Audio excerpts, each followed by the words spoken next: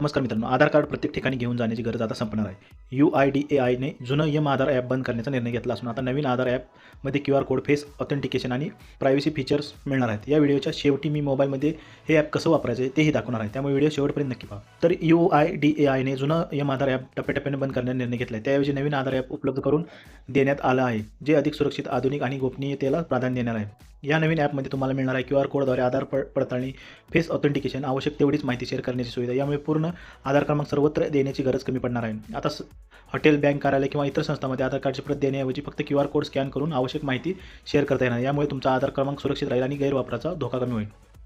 अजून काय फायदे त्याचे? KYC प्रक्रिया अधिक जलद होणार आहे. शिष्यवृत्ती आणि सरकारी योजनांमध्ये सोपी पडताळणी होणार आहे. बँकेतील पडताळणी कमी वेळात होणार आहे. फसवणुकीचा धोका कमी होणार आहे. आणखी एक महत्त्वाचे फीचर म्हणजे एका मोबाईलमध्ये कुटुंबातील 5 सदस्यांचे आधार प्रोफाईल जोडता येणार आहे. त्यामुळे पालक, मुले आणि ज्येष्ठ नागरिकांचे आधार व्यवस्थापन खूप सोपे होईल. आता मी तुम्हाला मोबाईलच्या स्क्रीनवर हे नवीन आधार ॲप डाउनलोड करून सेटअप करून त्यातील महत्त्वाचे फीचर कशी वापरायचे ते लाईव्ह दाखवतो. चला मग मोबाईल स्क्रीनवर. सर्वप्रथम तुम्हाला प्ले स्टोअर ओपन करायचं आहे. प्ले स्टोअर ओपन केल्यानंतर सर्चमध्ये आधार टाकायचं.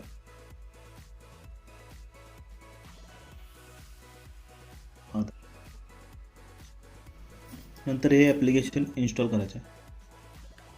ॲप्लिकेशन इन्स्टॉल होईल ते ओपन करायचं आहे. नंतर आधार बंद होऊन आता आधार फक्त झालेलं आहे, तर कंटिन्यू करायचं आहे. सगळ्यावर अलाव करायचं आहे, म्हणजे तुम्हाला OTP वगैरे यासाठी. नंतर बिगिन जर्नीवर क्लिक करायचं आहे. कंटिन्यू रजिस्टर करायचं आहे. इथे तुमचं आधार कार्ड टाकायचं, आधार कार्ड नंबर, एंटर आधार कार्ड नंबर, आधार नंबर टाकायचा आणि कन्फर्म आधार नंबर करायचा आहे.